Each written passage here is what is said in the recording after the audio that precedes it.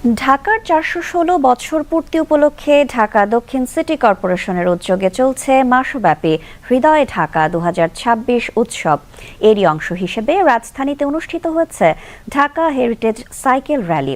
ছুটির দিনের সকালে সাইকেল নিয়ে এতে অংশ নেন বিভিন্ন বয়সী নগরবাসী। শিমুল কুমারের ক্যামেরায় বিস্তারিত থাকছে মোহাম্মদ গোলাম মর্তুজার প্রতিবেদনে। ঢাকার ইতিহাস ঐতিহ্যের সঙ্গে সুস্থ ও আনন্দময় নগর জীবনের বার্তা নিয়ে আয়োজন ঢাকা হেরিটেজ সাইকেল র্যালি।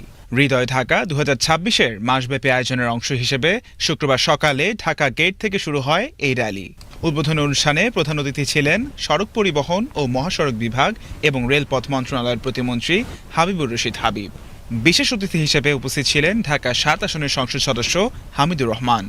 অনুষ্ঠানের সভাপতিত্ব করেন ঢাকা দক্ষিণ সিটি কর্পোরেশনের প্রশাসক বীর মুক্তিযোদ্ধা মোহাম্মদ আব্দুল সালাম। এই ধরনের একটি আজকে উৎসব, মাঝে মাঝে একটু উৎসব করা দরকার, আনন্দ করা দরকার, হৃদয় খুলে হাসা দরকার।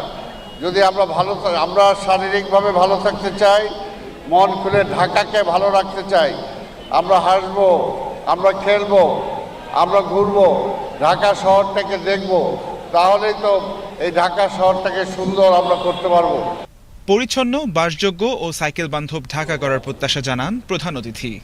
ঢাকা আমাদের প্রাণেশ্বর, ঢাকা আমাদের ঐতিহ্যের ধারক ও বাহক।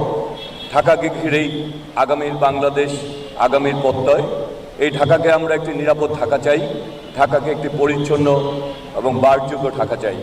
সুন্দর একটি পরিবেশ বান্ধব এবং নাগরিকদের উপযোগী করে ঢাকা সিটি গড়ে উঠবে, সেই প্রত্যাশা রেখেই আজকের এই র্যালির শুভ উদ্বোধন ঘোষণা করছি।